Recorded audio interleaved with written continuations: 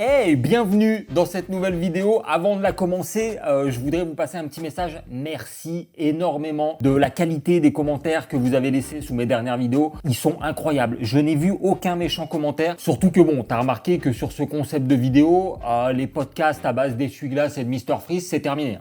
Je dis pas que j'en referai jamais, mais là, en tout cas, sur ce format, c'est moins le délire. Et je profite très rapidement de cet aparté pour vous demander de ne pas hésiter à cocher la petite cloche pour recevoir les notifications. Ça donne de la force et c'est grâce à vous, vraiment, que je suis en tendance régulièrement avec ces vidéos-là. Donc, merci beaucoup. On passe tout de suite à la vidéo. En ce moment, je regarde énormément, mais vraiment énormément de séries et de documentaires sur les tueurs en série. Alors, je sais que comme ça peut paraître chelou, mais en vrai, c'est pire. Et c'est pour ça que j'en fais une vidéo. Parce que c'est pas un kiff que tu peux partager comme ça dans la vie de tous les jours avec tout le monde en mode Et toi alors, tu regardes quoi comme série en ce moment? Ah, moi en ce moment, je me refais tous les épisodes de Crime, Meurtre et Dépeçage. Et ensuite, je me regarde toutes les saisons de la série, là, Viol, Barbare et Possession. Pourquoi? Et à force de regarder ce genre de séries et documentaires, j'ai remarqué plusieurs choses. Déjà, les tueurs en série, on leur donne toujours un nom ultra stylé en rapport avec leurs actes. Du genre le boucher du Michigan, le démembreur de la Creuse, l'empoisonneur de Hong Kong. Du coup, je me pose une question. Est-ce qu'ils le savaient? Et donc, est-ce qu'ils ont choisi leurs armes en fonction de comment ils voulaient qu'on les appelle ou pas? Non, parce que je me dis, quitte à être connu pour avoir commis des meurtres, mieux vaut bien choisir son mode opératoire. Ah bah t'as pas envie de finir en... Lui là,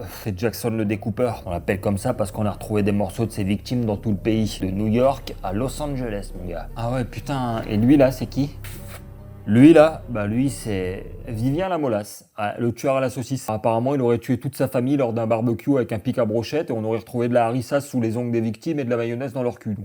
Et le truc avec ça, c'est que moi je me connais, je sais que j'en ferai trop, tu sais, je me trouverai un pseudo improbable du genre. Et lui c'est qui? Je suis étonné que tu le reconnaisses pas, c'est un ancien youtubeur. Il s'appelle Jimmy mais il veut absolument qu'on l'appelle le tueur au fou rire, broyeur de mâchoire, briseur de cul, au talent foudroyant des enfers de Chicago, from Medellin. Ah ouais? Et il a fait quoi? Ah, il a rien fait du tout, Il a grillé un stop, ça fait 2 heures qu'on lui dit qu'il peut rentrer chez lui, mais monsieur a insisté pour rester en cellule, on sait pas pourquoi. Il fait des stories en mode grand banditisme, on en a marre, il nous casse les couilles. Par contre, à force de regarder des faits entrer l'accusé, crimes, etc., et de voir des familles et des couples s'entretuer, je suis devenu complètement parano, laisse tomber. Tu sais, avant, quand mes voisins s'embrouillaient, je m'en battais les couilles. Je continuais ma petite vie où je prenais des pop-corn et j'écoutais l'embrouille, mais c'est tout. Maintenant, à la moindre dispute, le moindre bruit suspect, je note tout. Heurts, insultes, bruit, silence bizarre, il n'y a plus rien qui m'échappe. Comme ça, si un jour il y a une dinguerie et qu'un policier m'interroge, je suis prêt. Donc, d'après vos notes, vous avez entendu des cris et des insultes à 20h54, puis plus rien à 21h02, heure à laquelle vous avez entendu un gros boom. 21h03, vous avez appelé la police. Ensuite, 21h04, vous avez écrit que vous êtes connecté au site Pornhub. C'est quoi ça, Pornhub? Ouais, alors ça, c'est parce que j'étais dans l'élan du notage, ça n'a rien à voir. 21h05, catégorie Oiled Ass. Ouais, alors en fait, parce que en ce moment, je suis très huile essentielle, oméga 3 et tout ça, ouais. Puis, 21h12, catégorie Animaux de la ferme. Vous allez venir avec nous, on va parler. Et attention, loin de moi l'envie de manquer de respect aux victimes et à leurs familles. C'est pas du tout le but. Mais après avoir regardé des centaines d'heures d'émissions et documentaires à base d'annulation de vie, je me suis rendu compte d'un truc. Pourquoi les victimes, c'est toujours des gens bien? Pourquoi on n'entend jamais? On ne peut qu'imaginer la peine que vous devez ressentir dans la perte de votre enfant. Comment elle était dans la vie, votre petite fille? Bon, elle nous cassait les couilles, tout le temps, triste, malheureuse, en train de gueuler tous les 5 minutes, là, pas propre, à 12 ans. En plus, elle était laide. Oh là là, la gueule de sa mère, tu sais, un peu de moustache, pas de phalange, on aurait dit une otarie. Heureusement qu'elle a claqué là à 12 ans, parce qu'elle serait pas allée beaucoup plus loin. Ah bah, une fois arrivée au collège, elle se serait foutue en l'air, c'est sûr. Non, vaut mieux que ça se soit fait comme ça, rapidement, là, quick, un petit coup de... Alors, attends, 12 ans, elle a eu une belle vie, ça va. Et j'imagine qu'elle va vous manquer, Mais bien sûr qu'elle va nous manquer, vous nous prenez pour qui? Attendez.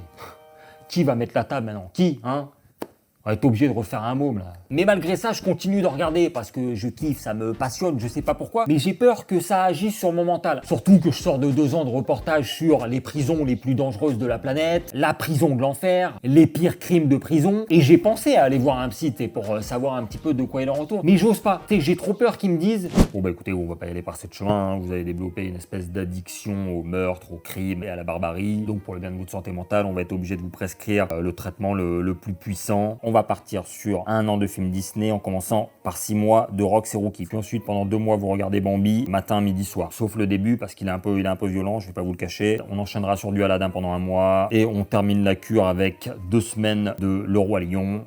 Excusez-moi, c'est Je repense à cette salope de Scar. Et si jamais au bout d'un an, vous voyez que vous rechutez, à ce moment-là, on partira sur une semaine de la Reine des Neiges en boucle, matin, midi et soir. Voilà, c'est bon pour vous? J'espère que vous avez kiffé la vidéo. Je vous dis à très bientôt. N'hésitez pas à commenter, liker. Je vous souhaite une très bonne journée et un bon confinement. À la prochaine.